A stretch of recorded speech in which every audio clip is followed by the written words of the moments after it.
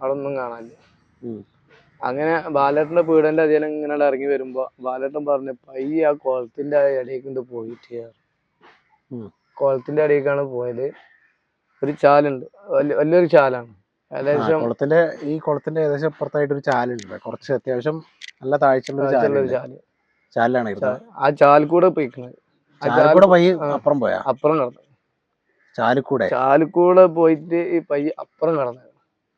അപ്പൊ ഈ ചാലിക്കൂടെ ഒരാള് പോയാൽ പോലും അതെന്നെ ആലോചിച്ചത്.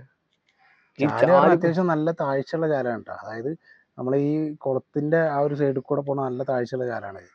ആ ചാലിക്കൂടെ നീന്തിയിട്ട് ഇത് അപ്പുറം കടന്നു. അപ്പുറം കടന്നിട്ട് ഇങ്ങനെ നോക്കാൻ എനിക്ക് പേടിയുണ്ട്. എന്താ വെച്ചാല് എന്നാൾ അങ്ങനത്തെ ഒരു അനുഭവം ഉണ്ടായതല്ലേ, കുട്ടി കരയണ പോലൊക്കെ ഉണ്ടായിരുന്നല്ലേ. അത് അത്രയും താഴ്ചയുള്ള ഒരു ഏരിയ അല്ലേ. ആ രാത്രിയൊക്കെ നമുക്ക് ഇറങ്ങാൻ ഒരിക്കലും കഴിയൂല.